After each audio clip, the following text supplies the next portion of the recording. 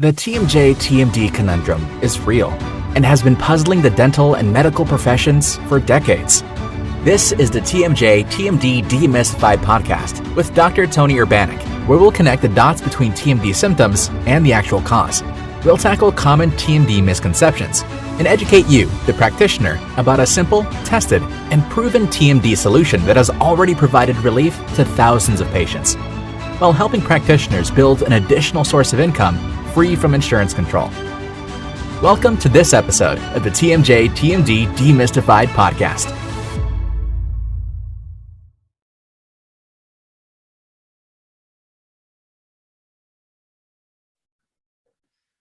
Hello, everyone. Good day to you all. Glad to have you back with me. My name is Tony Urbanek, and we are gathered here for the next episode of TMD Demystified. As always, I look forward to speaking with you. I hope I can keep your interest for a short period of time. And today's topic is entitled Value of Duplication in the Treatment of TMD. The value of duplication in the treatment of TMD. I hope that most of you at least have followed me along on other episodes of the podcast and seen my intentions to try to bring to your attention the technology, the best way to treat this problem, to take out the confusions about treating this problem, etc. But today I want to focus on the concept of duplication. I've given this a lot of thought on how I'm going to address this with you today. As always, I'll try to make it brief but complete. I'm going to do another one of my little personal vignettes that some of you may find humorous, maybe boring. I don't know, because I haven't had any compliments or criticisms regarding previous episodes where I used personal experience to make a point. I think there's nothing wrong with using personal experience to make a point. And I have a lot of personal experience that I've honed down in my career to be successful, I guess, in my endeavors. It's been a learning experience. So the year is 1966, and I'm 19 years old, and I'm working in the steel mills for U.S. Steel in my second year. I'll try to describe this for you briefly. It's certainly meaningful to me because it's an example that I learned early on that brought me forward tremendous benefits. I think I've learned more in my career unacademically than I have learned academically, and this was one of them. My second year is hired in to what was called the tin mill, electrolytic tin plate. Take a 20,000 pound coil, put it in a 1/4 mile long mill, uncoil it, plate the whole thing with tin, recoil it at the end. And this was a 24/7 operation in a huge steel mill. I enjoyed my experience there. I learned a lot, made a lot of friends in that arena of my life. But I was hired in as a laborer, and in 1966, I was making $5 an hour. $5 an hour. That was a lot of money back then for a kid 19 years old working at U.S. Steel in Gary, Indiana. But one of the things I did, because I had a lot of time, laborers had a lot of time standing around on the broom or the shovel, and I made friends with one of the 3 primary line people who ran that 1/4 mile line, and in particular the fella who entered the coils. And if you can imagine a 1/4 mile line of gears and widgets and formings and 100-foot towers, and at the end of this was where the coils were entered, and was a basically a wall of buttons and levers and lights, which you had to then turn in sequence to get that coil added, and then it was automatically welded in place in a continuous form. The line never stopped, so you could not miss. It had to be continuously welded.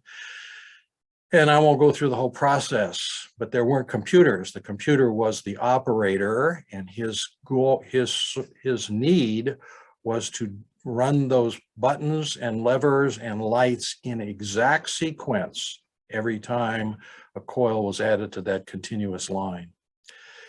And so, in several of the midnight shifts, I would sit with this gentleman and I'd watch him do what he did. And I watched him pull the levers and push the buttons and monitor the lights. And I thought it was pretty interesting what he did. I had plenty of time to sit around and watch him. And one evening I heard him, I was in distance of him arguing with the supervisor that he was due his vacation and that he had to take his vacation, and the supervisor was just as adamant that he did not have a replacement for him and he could not let him take his vacation. And I heard them arguing for about 5 minutes, back and forth, back and forth. I finally had enough courage and I stepped up between them and I said, "Excuse me." And I looked at the supervisor and I said, "I can do this man's job." And the supervisor, who knew I was a laborer, and I knew for some weeks, he kind of looked down at me, almost spit the ground, and continued arguing with the person. Finally, the person who was on the line said, "Yeah, I can see Tony knows how to do this." And that was my chance. And the supervisor finally looked at me and he goes, "Show me." And so we waited for the next sequence, about 10 minutes. And I went through the entire sequence. I duplicated that sequence of button pushing, lever pushing, line light monitoring. The automatic weld went in, the line continued on. The bells, the whistles, the horns that go along with this are amazing. And the supervisor looked at me and he said, "Do it again." And I did it again. That summer, because of that experience, I was allowed to be the feeder, which was the name of the position, the feeder on the line. There were two separate lines. And on both lines that summer, and instead of making $5 an hour, I was making $20 to $25 an hour plus bonus as a 19-year-old, because I took the time to duplicate what a feeder on a mill on the tin line in Gary, Indiana, knew how to do. I made a lot of money that summer, and it was much easier than pushing broom and digging holes with shovels. I brought that experience with me to college, and I brought that experience with me especially in the dental school. And I always took time to learn and duplicate the sequence of the different technologies that I was exposed to learn the sequence, to duplicate. It isn't that I'm so smart. It is that I took a lot of time to duplicate what I was exposed to, whether it be in a book form or whether it be in a lecture form, whether it be on my notes.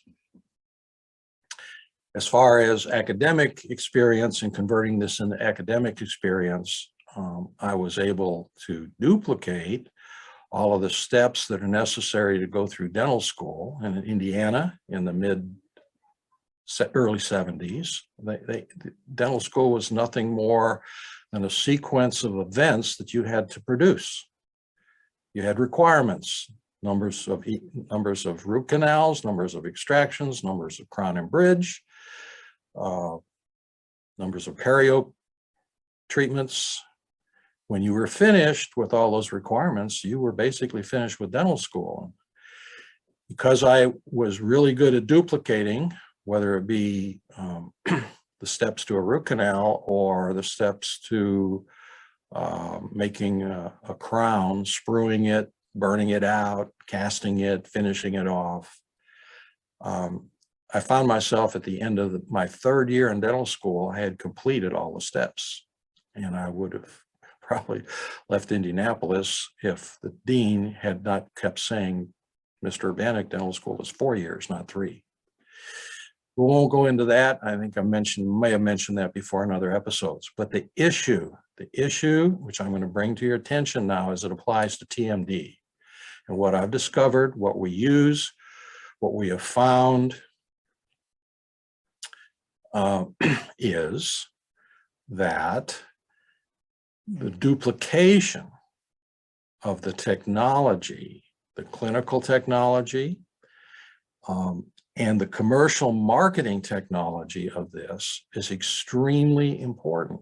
I mean, over the past 10 years, slowly but surely, been picking up steam, I figured out how to overcome all the stops and the barriers of treating a patient who has these symptoms, eclectic, wild symptoms of TMD that are absolutely poorly misunderstood, misdiagnosed, mistreated, misdirected.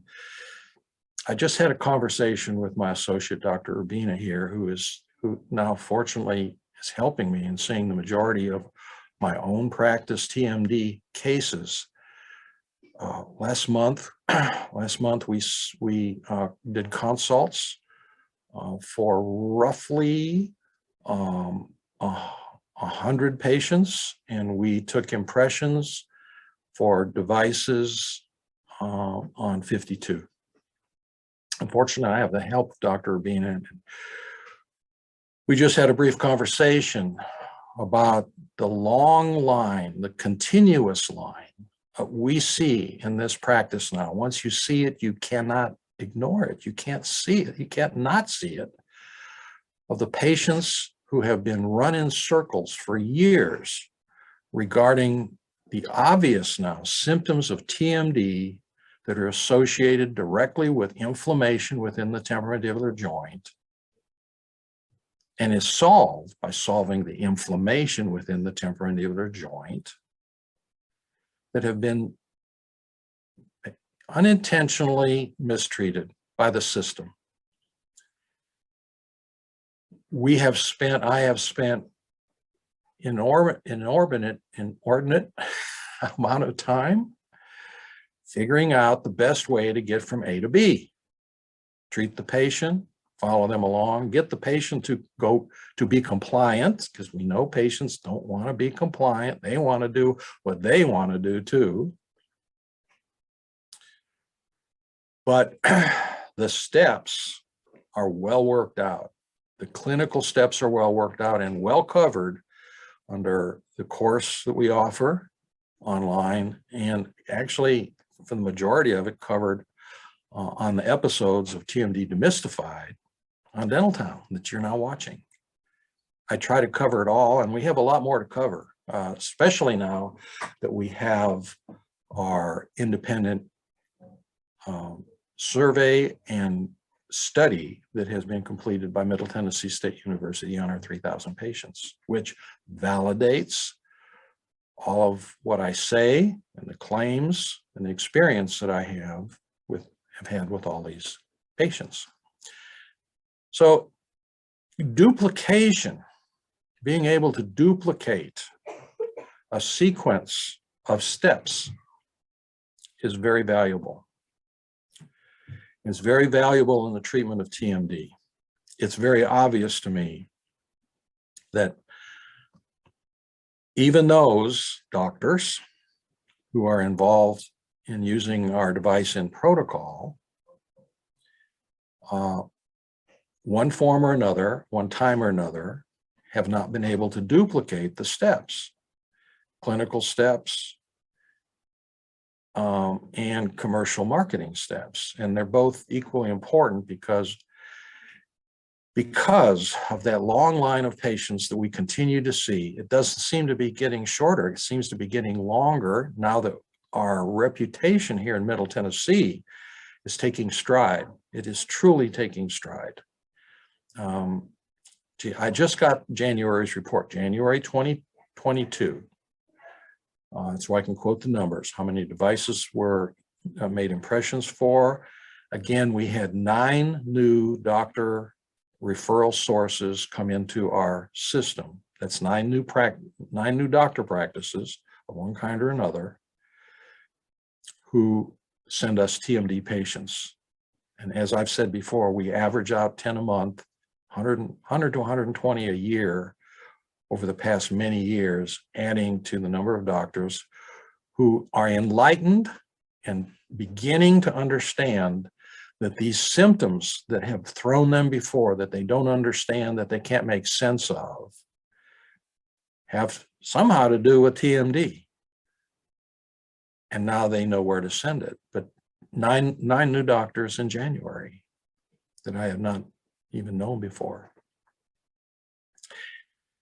So I'm making this point about duplicating what I and my staff have helped me to learn and apply regarding the clinical treatment of TMD and the commercial marketing development of making sure that the doctors, PCPs, ENTs, walk-in clinics, especially physician's assistants, nurse practitioners, neurologists, my dental colleagues, my oral and maxillofacial surgery colleagues are beginning to understand that these symptoms are associated and that there is a solution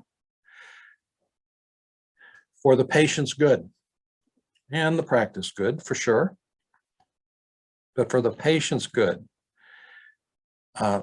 Somehow, we have to spread this knowledge beyond Middle Tennessee, which we are working diligently to, and I hope that at least some of you who are watching this episode understand that we're looking for your continued and faithful assistance.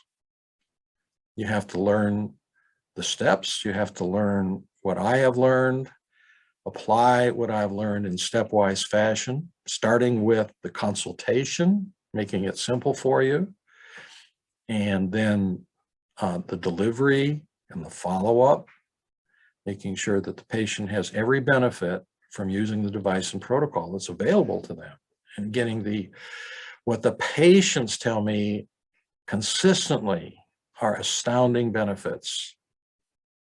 It's a big order, sounds self-aggrandizing. I understand that.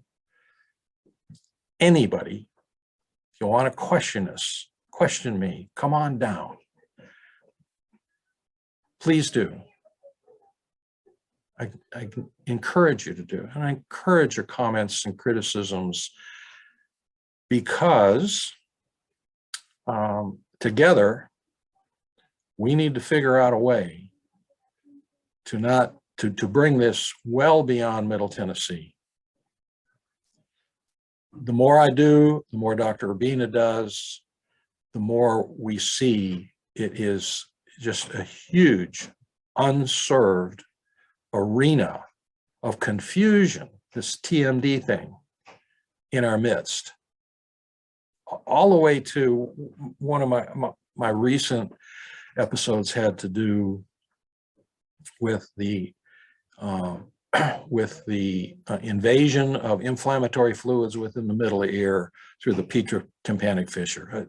Pretty technical, but as an anatomist, cell biologist, I mean, this fissure has been known there from the glenoid fossa into the middle ear, and sure enough, the inflammation can travel right up the petrotympanic fissure into the middle ear and causing all the symptoms of what is commonly known and misunderstood as Meniere's disease. If you ask the ENT, what is Meniere's disease? They'll say, well, it's 3 primary symptoms: tinnitus, subjective hearing loss, like there's water in your ear and vertigo.